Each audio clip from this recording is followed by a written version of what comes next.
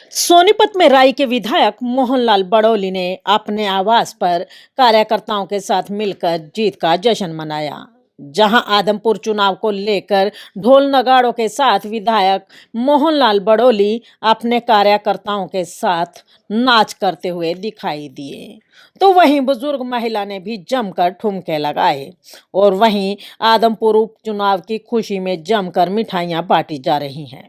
विधायक मोहनलाल बड़ौली ने कांग्रेस पर तंज कसते हुए कहा कि आरोप प्रत्यारोप करने की कांग्रेस की पुरानी परंपरा रही है। लोगों को गुमराह करने का काम कांग्रेस करती है, लेकिन जनता समझ चुकी है और इसीलिए जागरूक जनता ने आदमपुर में भव्य बिश्नोई को तीसरी पीढ़ी के रूप में स्वीकार कर भव्य जीत के साथ आदमपुर में कमल का फूल खिलाया है। आप किसी भी गांव में जाकर सर्वे करेंगे, आज total print media, electronic media वो इन चीज़ों को दिखाने का पूरा ईमानदारी से प्रयास कर रहा है कि भारतीय जनता पार्टी की नीतियों में विश्वास रखने वाले जो कार्यकर्ता, जो भी भारतीय जनता पार्टी की सरकार को पसंद करते हैं, लोग भी उन्हीं को पसंद कर रहे हैं। उन्हीं को पंचों, हमारे बहुत सारे पंच निर्विरोध चुने गए हैं और जो सरपंच चुने गए हैं, जो ब्लॉक समिति के मेंबर चुने गए हैं, वो सब भारतीय जनता पार्टी के कार्यकर्ता हैं, भारतीय जनता पार्टी में आस्था रखने वाले। पंचायतों का जिस प्रकार से आज डबल इंजन की सरकार हरियाणा प्रदेश में है, ये ट्रिपल इंजन जो पंचायतों का जुड़ेगा, वो ट्रिपल इंजन की सरकार हरियाणा प्रदेश में चलेगी और विकास के काम तेज गति से होंगे। आदमपुर उपचुनाव को लेकर सबकी निगाहें टिकी हुई थी। सियासी गलियारों में भी दिग्गज नेताओं की सांसें रुकी हुई थी और आखिरकार पहली बार उपचुनाव में बीजेपी पार्टी ने भव्य बिश्नोई के रूप में आदमपुर सीट पर भव्य जीत प्राप्त की है और जनता ने भी विकास के नाम पर वोट डालकर एक बार फिर कमल का फूल खिलाया है। आदमपुर में बीजेपी पार्टी की जीत के कारण प्रदेश भर में खुशी की लहर है और इसी के तहत सोनीपत में भी विधायक मोहनलाल बड़ौली के आवास पर जीत का भव्य जश्न देखने को मिला। विधायक मोहनलाल बड़ौली ने कार्यकर्ताओं के साथ मिलकर जमकर डांस किया और कार्यकर्ताओं ने विधायक को लड्डू खिलाकर बधाई दी और वहीं कार्यकर्ताओं के साथ साथ बुजुर्ग महिला भी जमकर ठुमके लगाती हुई नजर आई। विधायक मोहनलाल बड़ौली ने आदमपुर की जीत को लेकर कहा कि मुख्यमंत्री मनोहर लाल खट्टर की सरकार में विकास के लठ गाड़ने के कारण भव्य को आदमपुर में ऐतिहासिक जीत मिली है। वहीं उन्होंने कहा कि देश के प्रधानमंत्री की नीतियों और जनता के आशीर्वाद के साथ साथ बीजेपी की विचारधारा से लोगों ने प्रभावित होकर कमल का फूल खिलाया है।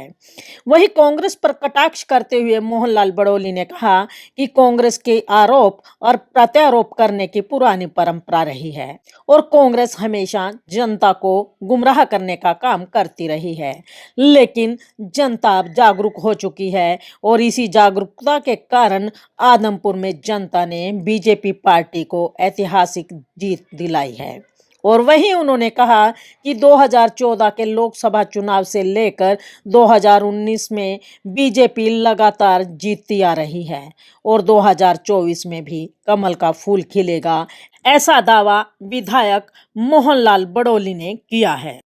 आज आदमपुर के उपचुनाव में भारतीय जनता पार्टी के प्रत्याशी भव्य बिश्नोई ने 16,606 वोटों से जो जीत हासिल की है, ये भारतीय जनता पार्टी की जो वर्तमान में हरियाणा में सरकार है, मुख्यमंत्री मनोहर लाल जी के नेतृत्व में जो विकास का जो लठ मुख्यमंत्री जी की जो द्वारा चली हुई सरकार ने जो गाड़ा है और जनता ने आज आदमपुर में भारतीय जनता पार्टी का कमल के फूल का लठ आज आदमपुर की जनता ने गाड़ा है। इसलिए मैं आदमपुर की जनता को बहुत बहुत बधाई और शुभकामना देता हूँ। ये भारतीय जनता पार्टी की विचारधारा की, लोकप्रिय प्रधानमंत्री नरेंद्र मोदी की नीतियों की और जनता ने जो आशीर्वाद भव्य बिश्नोई को दिया है, लगातार जेपी को भजनलाल जी ने हराया, कुलदीप बिश्नोई ने हराया और आज तीसरी पीढ़ी के भव्य बिश्नोई ने उसी आदमपुर सीट से भारतीय जनता पार्टी कमल के फूल की जो जीत हुई है, इसके लिए सबको बधाई। आदमपुर की जनता ने विकास में जो विश्वास व्यक्त किया है और कमल के फूल पर जो अपनी आस्था प्रकट की है, इसलिए मैं आदमपुर की जनता को बहुत बहुत बधाई और शुभकामना देता हूँ। ये आरोप और प्रत्यारोप लगाना, ये कांग्रेस की पुरानी परंपरा है और जनता को वो गुमराह करने की कोशिश करते हैं, लेकिन जागरूक जनता है। आज देश की जो जनता है उसका विश्वास भारतीय जनता पार्टी की नीतियों में है, इसलिए कमल के फूल की वहाँ पर जीत हुई। आपने देखा होगा लगातार भारतीय जनता पार्टी जिस प्रकार से देश और प्रदेश में आगे बढ़ी है। 2014 का लोकसभा का चुनाव आपने देखा और उसके बाद विधानसभा का, 19 का भी लोकसभा का और विधानसभा का, और जब 24 का लोकसभा का चुनाव आएगा उसमें भी जो